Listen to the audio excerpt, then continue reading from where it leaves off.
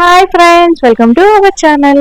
So ఈరోజు వచ్చేసి నేనైతే మీకు టేస్టీగా అండ్ ఈజీగా అయిపోయే చికెన్ ఫ్రై అయితే చూపించేస్తున్నాను అనమాట. కొద్దిగా కూడా వాటర్ వేసుకోకుండా ఓన్లీ ఆవిరిపైనే ఉడికిచ్చేసుకుంటాం, చాలా బాగుంటుంది. సో ఆలస్యం ఎందుకు, వీడియోలోకి వెళ్ళిపోదాం. సో ఫస్ట్ వచ్చేసి నేనైతే ఒక ప్యాన్ అయితే తీసుకొని దాంట్లో అయితే ఆయిల్ అయితే వేసేసుకున్నాను. సో ఆయిల్ వేసుకున్న తర్వాత మనమైతే 2 ఆనియన్స్ అయితే కట్ చేసి పెట్టుకున్నాను, మీడియం సైజ్వి. అవైతే దీంట్లో వేసేసుకుంటున్నా. సో దాంతోపాటు పచ్చిమిర్చి కూడా యాడ్ చేశాను. మంచిగా ఆనియన్ని వేగనివ్వాలన్నమాట.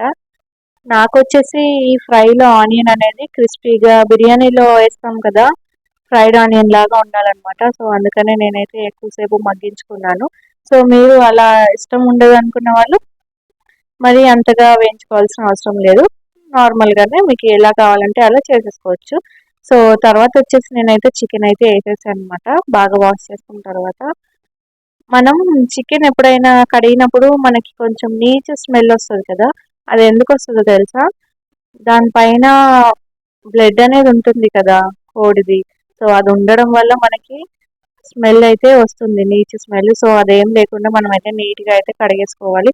ఈజీగా స్మెల్ రాకుండా ఈజీగా క్లీన్ అయిపోవాలి చికెన్ అనుకుంటే మనం కడిగే దాంట్లోనే ఒక 1 స్పూన్ వెనిగర్ అయితే వేసామంటే అసలు స్మెల్లే రాదు, ఈజీగా నీట్గా క్లీన్ అయిపోతుంది అనమాట. సో తర్వాత వచ్చేసి నేనైతే టేస్ట్కి తగ్గట్టు కారం అయితే వేసుకున్నాను, అలాగే సాల్ట్ అయితే వేసుకున్నాను. సో ఇప్పుడు వచ్చేసి బాగా మిక్స్ చేసుకోవాలన్నమాట. మనం దీంట్లో అయితే ఎలాంటి వాటర్ కానీ కర్డ్ కానీ ఇలాంటివి వేయము. అది వచ్చేసి చికెన్లో ఉన్న వాటర్ తోటే, చికెన్ ఉడికేటప్పుడు వాటర్ వస్తాయి కదా, ఆ వాటర్ తోటే చికెన్ అయితే మనకి ఈజీగా ఉడికిపోతుంది అనమాట.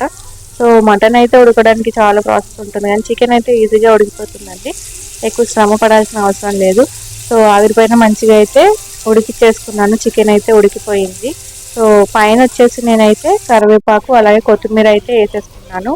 సో ఏ కర్రీలో అయినా మీరు చూసినట్టయితే ధనియాల పొడి యాడ్ చేసి చూడండి, టేస్ట్ అయితే చాలా బాగుంటుంది. నేనైతే అబ్జర్వ్ చేశాను, మీరు కూడా ఏ కర్రీ చేసినా దాంట్లో కంపల్సరీ ధనియాల పొడి వేసుకోవడానికి ట్రై చేయండి, టేస్ట్ అనేది చాలా బాగుంటుంది.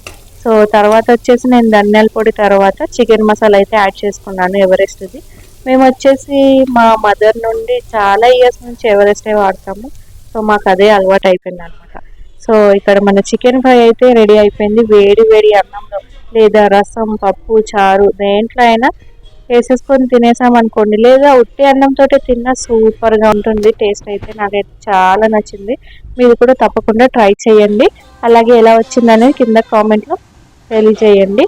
ఈ వీడియో కనుక మీకు నచ్చినట్టయితే లైక్ చేయండి, ఛానల్ని సబ్స్క్రైబ్ చేయండి. మన ఛానల్ అయితే 1000 సబ్స్క్రైబర్ దగ్గరగా ఉంది, సబ్స్క్రైబ్ చేయడం మర్చిపోవద్దు. Thank you for watching.